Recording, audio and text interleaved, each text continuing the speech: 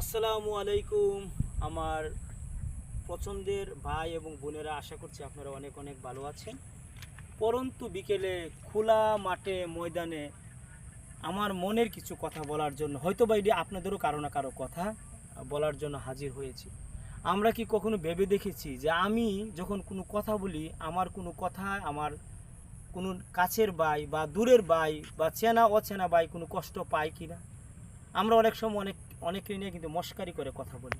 একবার কি আপনি ভেবে দেখেছেন যে আপনি যাকে নিয়ে মস্কারি করা কথা বলছেন, আপনার ওই আচরণে সে কষ্ট পেয়েছে? আপনি ধরেন একজন আমলদার ব্যক্তি, কিন্তু আপনি প্রায় মস্কারি করে কথা বলেন, কিন্তু এই মস্কারির কথার কারণে আপনার পাশের ভাই বা আপনার প্রতিবেশী যে কষ্টটা পেয়েছে, আপনার এই আমল কিন্তু বিনাশ হয়ে যাবে।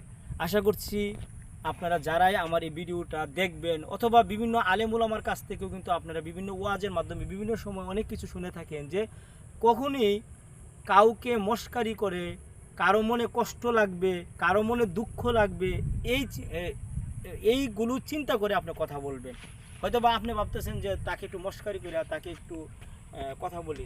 একটা জিনিস মনে রাখবেন, অপরকে হেয় প্রতিপন্ন করা মানে নিজেকে অপরের কাছে ছোট করা।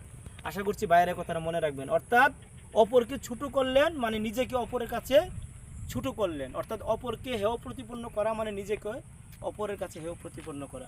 আশা করছি আমার মতন একজন সাধারণ মানুষ, একজন ছোট্ট মানুষের এই কথাগুলো আপনাদের হয়তো বা ভালো লাগতেও পারে, নাও পারে। আশা করছি ভালো থাকবেন। আল্লাহ হাফেজ।